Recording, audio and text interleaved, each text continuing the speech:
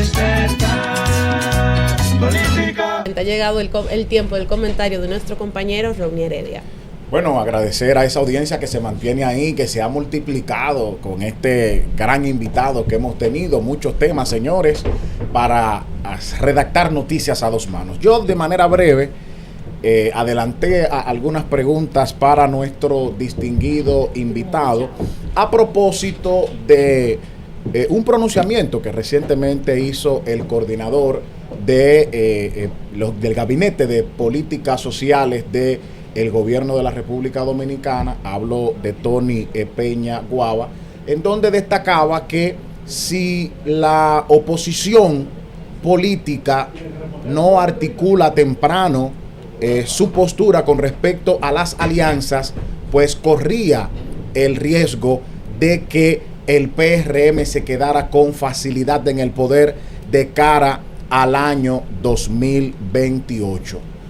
Aquí también tuvimos a un invitado de lujo hace algunas 2 semanas, a Felipe Vallejo, que es un estratega tanto de comunicación política como de campañas, y él decía exactamente lo mismo. Si la oposición no se unifica temprano, si no formalizan las alianzas, pues sencillamente sus posibilidades se reducen sustancialmente para las elecciones del año 2028.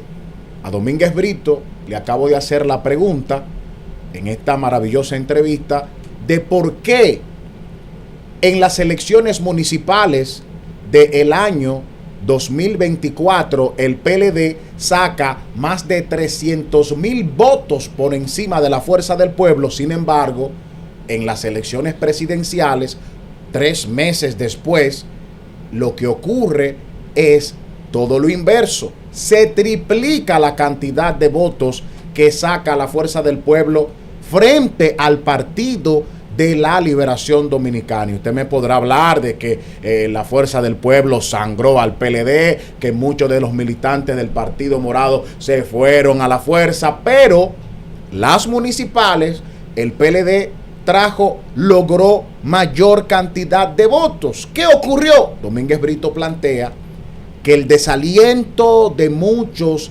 aspirantes, sobre todo en la parte congresual, pues se vio afectada luego de que el partido definiera de manera tardía esas alianzas y muchos tuvieran que renunciar incluso a derechos ya adquiridos sobre su candidatura, porque algunos habían sido proclamados y otros pues tuvieron que abandonar meses y meses, si no años de trabajo en sus territorios para lograr posicionarse y ganar un proceso. Se vieron desencantados y aparentemente esa gente no salió a la calle. El resultado, bueno, el candidato del PLD ni siquiera logró conquistar ese voto duro que le respaldó al Partido de la Liberación Dominicana en su consulta interna del año 2022, cuando más de 500,000 PLDistas fueron a la consulta interna y donde salió Abel Martínez como candidato. En las presidenciales,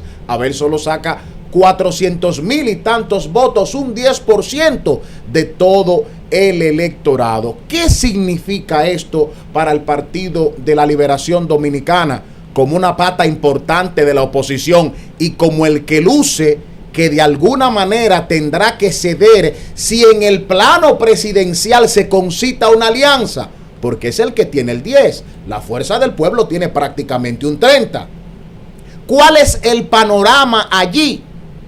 Es bastante incierto, porque en una consulta, o más bien en un proceso donde los aspirantes apenas debían inscribirse en una lista, expresar abiertamente sus aspiraciones, vimos que solo 4 se inscribieron y solo una figura de notoriedad, sin desmeritar a los demás, solo hablo de reconocimiento, ¿verdad?, de posicionamiento en la mente de la población, Francisco Javier García. Ni Francisco Domínguez Brito, ni Abel Martínez, ni Charlie Mariotti padre, ni tampoco Margarita Cedeño de Fernández. Ahora el TSE ha emitido una sentencia que obliga a esa organización a esperar al año 2027 conforme a la ley de régimen electoral para poder definir quién va a ser su candidato. Para mí esto, más que un golpe, es un aporte para que el Partido de la Liberación Dominicana se recomponga, pueda reinventar esa estrategia que si en el momento parecía oportuna, de lugar. ¿Por qué? Porque ya el PRM sabía que Luis se iba a reelegir porque estaba habilitado constitucionalmente. En la Fuerza del Pueblo nunca estuvo en duda el tema de la candidatura de Leonel Fernández. Era idóneo que el PLD pues con tiempo sacara un candidato, pero ¿cuál fue el resultado? Un 10%.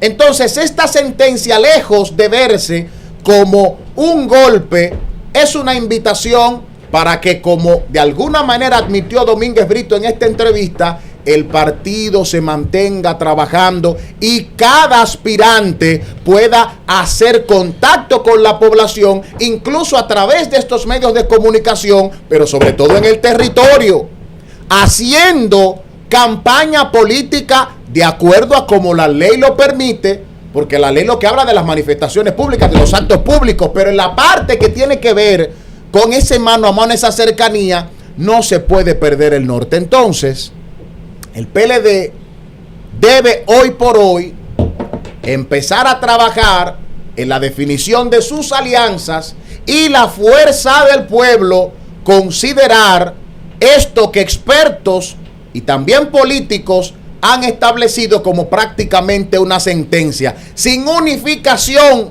de la oposición, el PRM seguirá en el 28. Y para la Fuerza del Pueblo, lamentablemente, es la lectura hoy de este servidor.